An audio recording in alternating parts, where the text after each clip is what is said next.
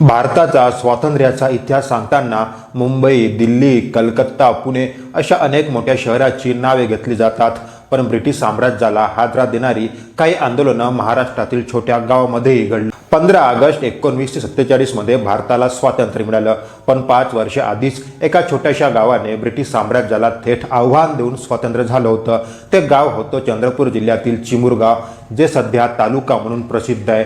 जिथे 16 ते 19 ऑगस्ट 1942 या 3 दिवसात ब्रिटिश सत्ता पूर्णपणे संपली होती. एवढंच नाही तर नेताजी सुभाषचंद्र बोस यांनी जर्मनीच्या बर्लिन रेडिओवरून जगाला घोषणा केली, चिमूर स्वतंत्र झालाय. या घोषणेने ब्रिटिश सत्ता पेटून उठली होती. यात अनेक लहान मुलं, म्हातारे, युवक शहीद झाले. काहींना फाशी झाली तर काहींना जन्मठेपाची शिक्षा भोगावी लागली.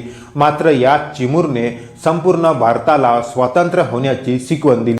आज आपण बघणार आहोत भारतातील पहिल्या स्वातंत्र्य होणाऱ्या चिमूर क्रांतीची रोमांचक आणि रक्तरंजित कहाणी.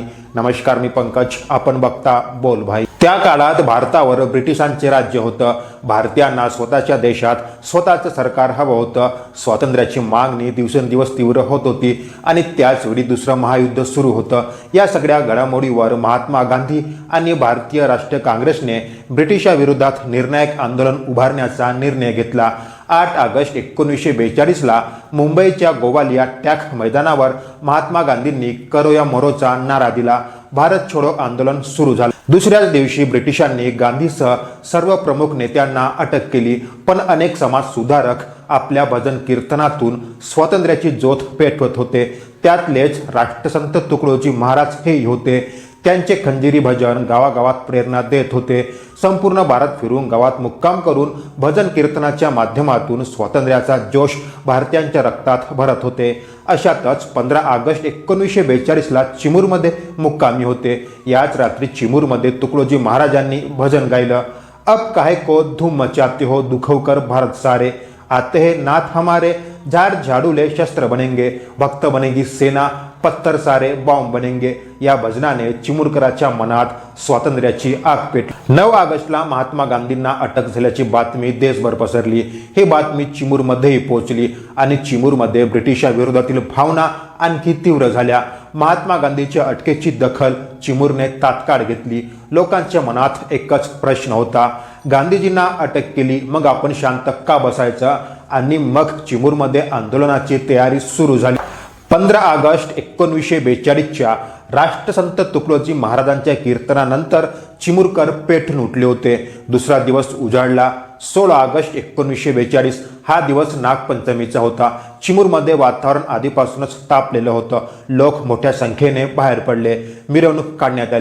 या मिरवणुकीला कोणी लीडर नव्हता, तर प्रत्येक व्यक्ती स्वतःचे आंदोलन म्हणून लीड करत होता. स्वातंत्र्याच्या घोषणा दिल्या जात होत्या आणि त्या मिरवणुकीत अनेक स्थानिक कार्यकर्ते सहभागी झाले होते. भारत सरकारच्या नोंदीनुसार उद्धवराव खेमसकर, गोरसिंग, केशवराव कथाने, रामचंद्र कांबळी, जगन्नाथ डहुडे आणि बोकारे गुरुजी यांच्यासह अनेक जण या आंदोलनात सहभागी झाले होते. आणि या मिरवणुकीच्या आघाडीवर फक्त 16 वर्षाचा एक तरुण होता. त्याचं नाव होतं बालाजी राघोबा रायपूरकर. भारत सरकारच्या नोंदीनुसार बालाजी रायपूरकरांचा जन्म 1926 मध्ये चिमूरमध्ये झाला होता. मिरवणूक पुढे जात होती. लोक घोषणा देत होते आणि मिरवणूक नागोबा मंदिराजवळ पोहोचली. इथे परिस्थिती अचानक गंभीर झाली. ब्रिटिश पोलिसांनी जमावाला रोखण्याचा प्रयत्न केला, पण परिस्थिती त्यांच्या आवाक्यात नव्हती. जनता पूर्ण पेटून उठली होती. ब्रिटिश सरकारला जाणीव झाली की परिस्थिती हातून निघत आहे. म्हणून ब्रिटिश सरकारने गोळीबाराचा आदेश दिला. याला प्रतिकार म्हणून भारतीयांनी दगड, लाट्या चालवले. या गोळीबारात बालाजी रायपूरकरांना गोळी लागली. ते त्यावेळी भारत माता की जय अशा घोषणा देत होते आणि 16 ऑगस्ट 1942 रोजी शहीद झाले. पण त्यांच्या मृत्यूने चिमूर शांत बसलं नाही, उलट पेटून उठलं. बालाजी रायपूरकर शहीद झाल्याची बातमी पसरली आणि लोकांचा संताप अनावर झाला. आता हे आंदोलन केवळ घोषणा आणि मिरवणुकीपुरतं राहिलं नव्हतं. लोक आणि ब्रिटिश प्रशासन यांच्यात थेट संघर्ष सुरू झाला. बालाजीच्या मृत्यूनंतर मिरवणूक चिमूरच्या पोस्ट बंगल्याकडे गेली. लोकांच्या हातात काठ्या, दगड आणि इतर वस्तू होते. महिलांनी या संघर्षात सहभाग घेतला. सामान्य जनता या संघर्षात उतरली होती. करो या मरोच्या स्थितीत आंदोलन पोहोचलं. दिसेल तिथे इंग्रज लोकांची धुलाई करण्यात आली। इंग्रजांकडूनही मोठ्या प्रमाणात गोळीबार करण्यात आले, पण चिमुरकर पूर्णपणे एकवटला होता।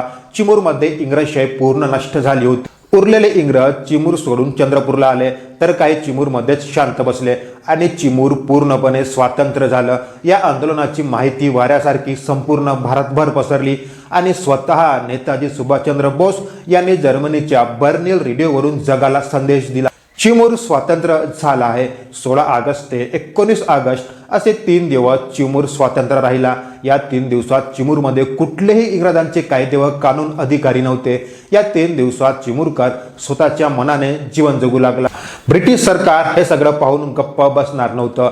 चिमूरमधील परिस्थिती नियंत्रणाबाहेर गेली होती, म्हणून ब्रिटिशांनी लष्करी कार्यवाही केली। 19 ऑगस्ट 1942 रोजी लष्करी तुकडी चिमूरमध्ये पोहोचली आणि त्यानंतर दडपशाही सुरू झाली। लोकांना अटक करून खटले सुरू केले, मालमत्तेवर कार्यवाही करण्यात आली आणि शेकडो लोकांना या प्रकरणात आरोपी करण्यात आले। चिमूरने ब्रिटिशांना आव्हान दिलं होतं, पण ब्रिटिशांनी मोठ्या लष्करी शक्तीच्या जोरावर पुन्हा नियंत्रण मिळवलं। क्रांतीची किंमत चिमूरच्या लोकांना मोजावी लागली। सुमारे 300 ते 400 लोकांना चंद्रपूरला खटल्यासाठी आणण्यात आलं। त्यापैकी सुमारे 200 लोकांना वेगवेगळ्या कालावधीच्या कारावासाची शिक्षा झाली। 7 जणांना मृत्यूदंडाची शिक्षा सुनावण्यात आली, तर सुमारे 30 ते 35 जणांना जन्मठेपेची शिक्षा झाली। 16 ऑगस्टला तो एक दिवस संपला, पण त्याची शिक्षा चिमूरच्या लोकांना अनेक वर्ष भोगावी लागली। चिमूरमध्ये घडलेली घटना केवळ चिमूरपुरती राहिली नाही। बर्लिनहून नेताजी सुभाषचंद्र बोस यांनी चिमूर स्वातंत्र्य झाल्याची घोषणा रेडिओद्वारे केली। चिमूरसारख्या एका छोट्या गावात पेटलेली क्रांती इतकी महत्त्वाची ठरली की तिचा उल्लेख नेताजींनी रेडिओ प्रसारणात केली। हा चिमूरच्या इतिहासातील अत्यंत अभिमानाचा भाग आहे। आपण बालाजी रायपूरकरांचं नाव घेतो आणि ते घ्यायलाच हवं, कारण ते फक्त 16 वर्षाचे होते। पण चिमूरच्या क्रांतीत फक्त एकच व्यक्ती नव्हती, अनेक सामान्य लोक या आंदोलनात उतरले होते। काहींची नावं इतिहासात राहिली, काहींची नावं राहिली नाहीत। काही तुरुंगात गेले, काही जखमी झाले, काहींनी आपले प्राण गमावले आणि काहींच्या कुटुंबियांनी त्यावर आयुष्यभर त्याची किंमत मोजली। भारत सरकारच्या नोंदीनुसार चिमूरच्या क्रांतिकारकांच्या स्मरणार्थ आज चिमूर क्रांतिकारी पुण्यभूमी स्मारक उभारण्यात आली आहे आणि दरवर्षी 16 ऑगस्टला शेठ बालाजी राघोबा रायपूरकर आणि इतर क्रांतिकारांना श्रद्धांजली दिली जाते। आज आपणही चिमूर क्रांतीत शहीद झालेल्या प्रत्येक भारतीय नागरिकांना भावपूर्ण श्रद्धांजली अर्पण करूया। या घटनेविषयी व इंग्रजांच्या अत्याचाराविषयी काय वाटतो ते कमेंट्स करून नक्की सांगा।